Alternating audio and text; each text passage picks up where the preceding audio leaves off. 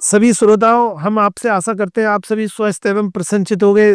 दोस्तों, आज की कहानी है अमीर घर की बहू। देव जब स्कूल से आया तो देखा कि माँ आराम कर रही है और किचन में कोई और है जो काम में लगी हुई है। देव पूछने लगा, माँ रसोई में कौन है? बहू आ गई है बेटा, वही है, और कौन होगी? माँ ने कहा। अच्छा, तो आ गई महारानी। क्यों, मैके में बहुत अमीरी है, सोने का निवाला है, तो उसे छोड़कर इस गरीब खाने में फिर क्यों, क्या क्या करने चली आई? हमें नीचे दिखाने?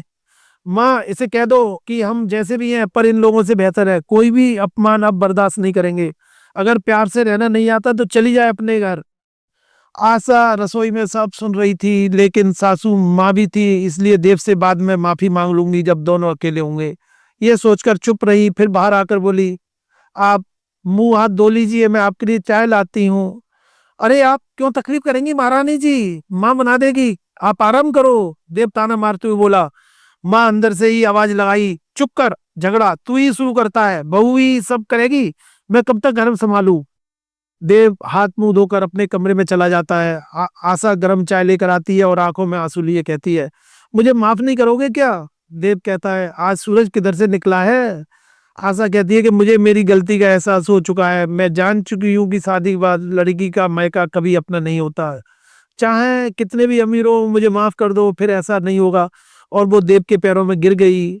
अरे, ये क्या कर रही हो, उठो, कहते हुए देव उसे उठाता है। सुनो आशा, मैं तुम्हें कभी भी प्रसन्न नहीं देख सकता, ना ही दुखी, पर तुमने बहुत बड़ी गलती की, तो मुझे सहन नहीं हुआ।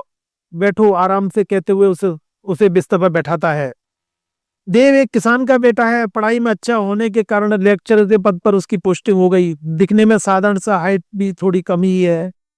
आशा के पिताजी ने देखा कि छोटे किसान का बेटा है पर बहुत मेधावी है, अच्छे पद पर है, आगे पदोन्नति के अवसर भी है, तो आशा का रिश्ता उससे कर देते हैं।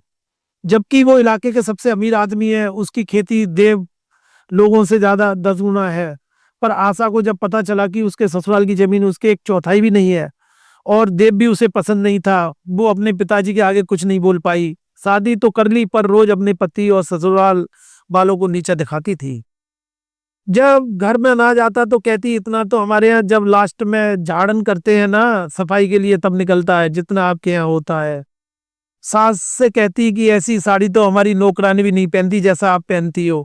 हर बात में नीचा दिखाना। एक दिन देव से नहीं रहा गया, उसने कह दिया कि ये घर में कोई भी तुम्हारे लायक नहीं है, तुम चली जाओ, जब कहोगी तुम्हें तलाक दे दूंगा। आशा खुशी खुशी चली गई।